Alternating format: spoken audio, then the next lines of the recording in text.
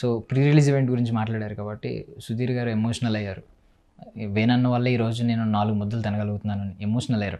So మీరు పరిచయం చేసిన వాళ్ళు ఈరోజు మంచి మంచి స్థాయిలో ఉన్నారు, గొప్ప స్థాయిలో ఉన్నారు. సో వాళ్ళని చూస్తే చాలా హ్యాపీగా ఉంది, చాలా హ్యాపీగా ఉంది. ఇప్పుడు ఈరోజు మా సుధీర్ మన గాలుడు సినిమా 12 కోట్లు థియేటర్స్ కలెక్ట్ చేసింది. అంటే మా కష్టం ఇది, ఎక్కడి నుంచో వచ్చి ఏదో ప్యాషన్. ఇప్పుడు నాకు మా తేజ గారు గురుగారు అవకాశం ఇచ్చారు, అట్లే సుధీర్కి నా ద్వారా.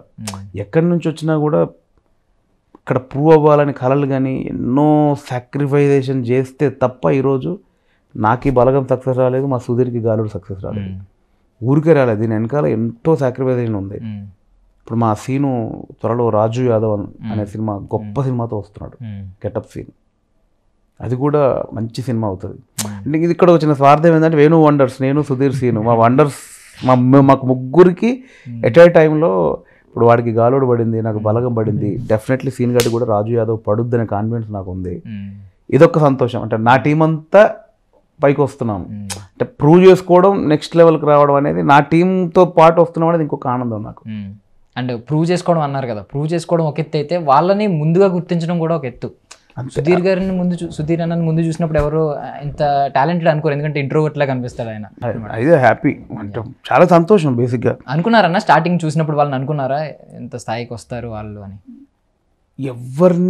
ఎవరిని మనం ఎక్స్పెక్ట్ చేయకుండా ఉండలేము బ్రో. అంటే దాన్ని ఏమంటారు, ఎవరేమవుతారో ఎవరికి ఏం చెప్పలేము, అది వాళ్ళ జర్నీ చెప్తుంది.